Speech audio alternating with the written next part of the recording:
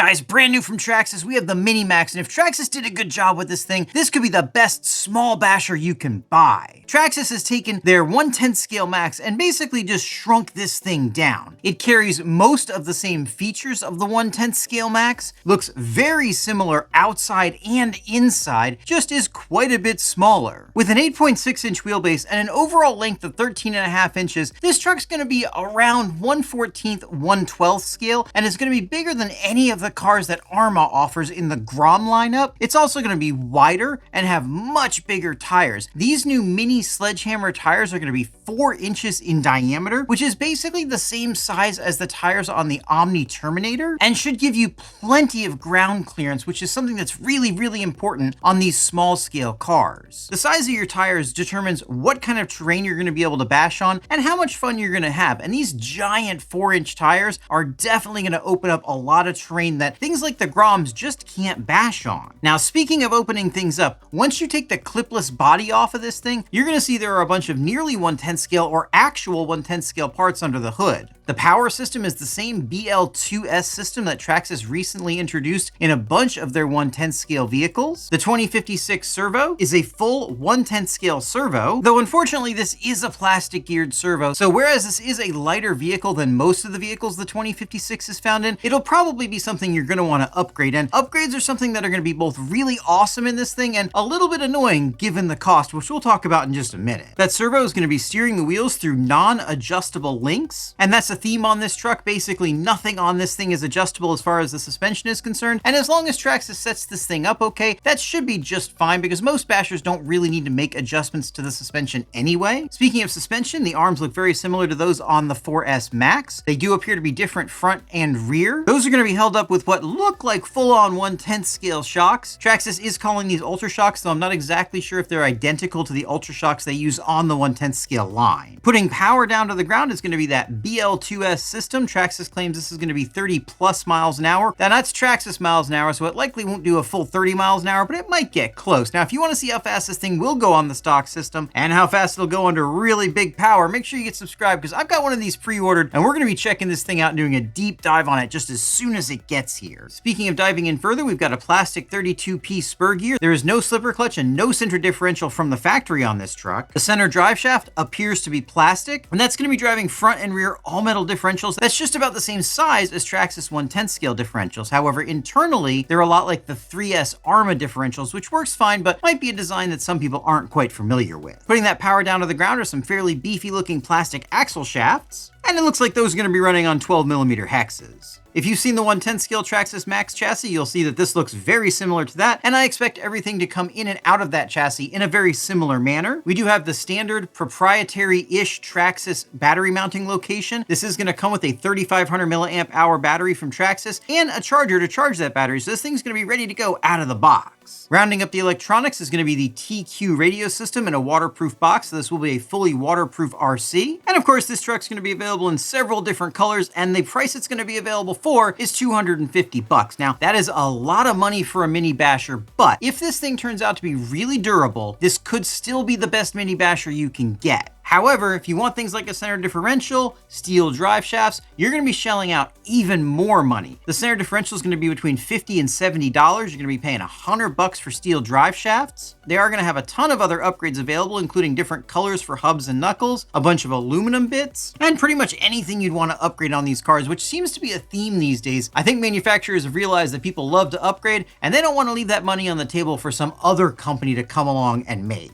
So what do you guys think about this little Mini Maxx? Do you want to get one of these? Does this look like the best mini basher to you? Or is that price going to drive you towards something a little bit cheaper with possibly even more features? Let me know down in the comments what you think, and I cannot wait to see you when we tear this thing apart.